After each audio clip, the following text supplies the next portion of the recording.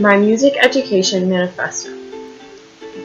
My pedagogical manifesto is constantly changing as I analyze different teaching strategies through education classes and as I continue to interact with educators in my own classes. Simply put, my current manifesto can be summed up into one word: comprehensive. A comprehensive approach to something means to complete, including all or nearly all elements or aspects of something. In application, I want to facilitate an open learning process in which students engage with and direct their learning and goals on a variety of musical mediums and in a variety of capacities. This idea mainly stems from my feeling that before university, I had a lack of knowledge about other types of music aside from what's traditionally taught in the band. That feeling developed into a doctrine when reading The iPad is a Real Musical Instrument by David A. Williams, which stands to prove that the iPad has validity as an educational musical instrument and introduces the value in breaking free from only teaching Western band instruments in the classroom.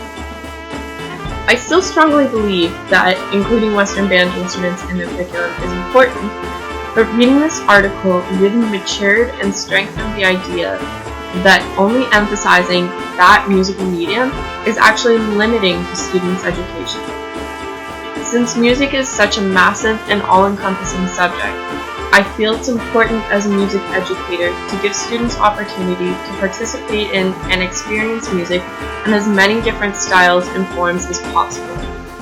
This comprehensive approach is valuable as it will more likely include at least one element that appeals to every student. Including a variety of genres and instruments in the curriculum may also introduce students to a type of music they haven't known of or had the opportunity to participate in before.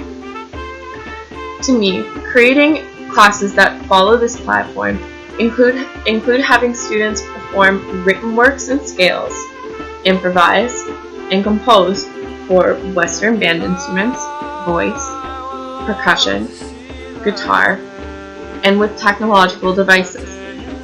I want to make sure that students have the opportunity and support to work with basic instrument groups in a variety of creative channels.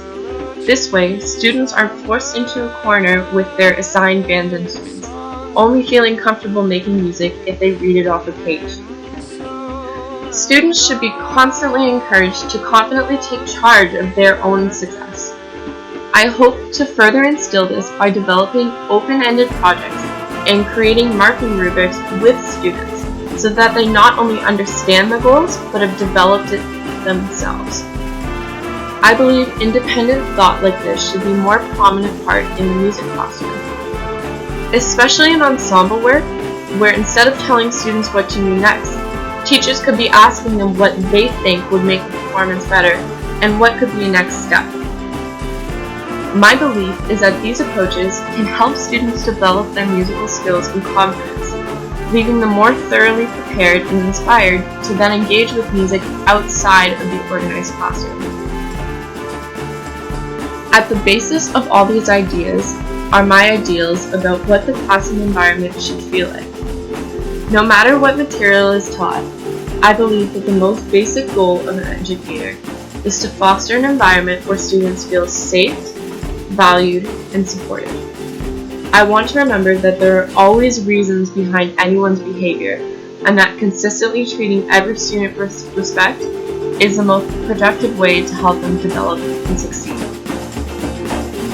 Although my music education manifesto is constantly developing, I believe that by sticking to a model of overall comprehension and open-mindedness, it can become one that truly helps students to achieve their goals, developing them as musicians and as people.